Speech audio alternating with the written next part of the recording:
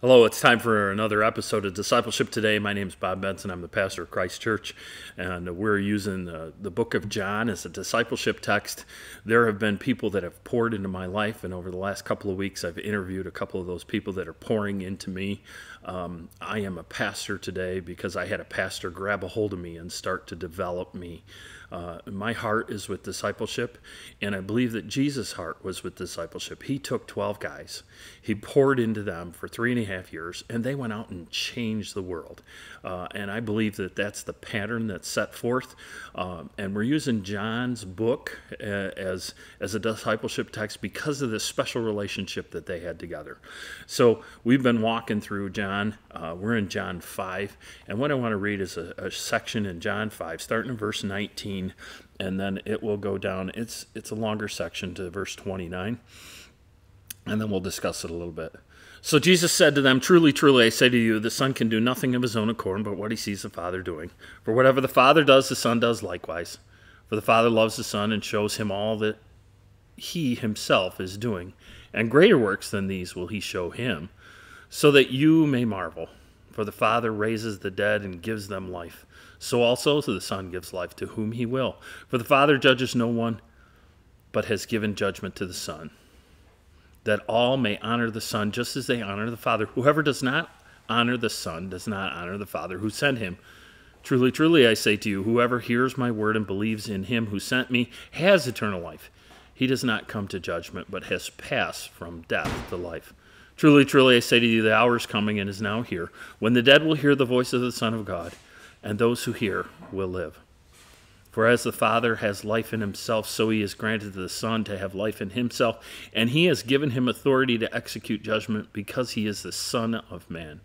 Do not marvel at this, for an hour is coming, when all who are in the tombs will hear his voice and come out, those who have done good to the resurrection of life, and those who have done evil to the resurrection of judgment." Here, it's an interesting, my Bible calls this, and I was reading from the ESV, calls this the authority of the Son. God has certainly given some authority to the Son when he was here in a very physical form. And we see this special relationship between John and him as he's writing this. Almost all of what I've read you is completely red letter. So these are truly words that were recorded that Jesus Christ spoke. Jesus said he couldn't do anything of his own, in and of his own. And you know what? We have to come to the point where we realize that we don't do anything in and of our own strength. The things that we do in and of our own strength will fail.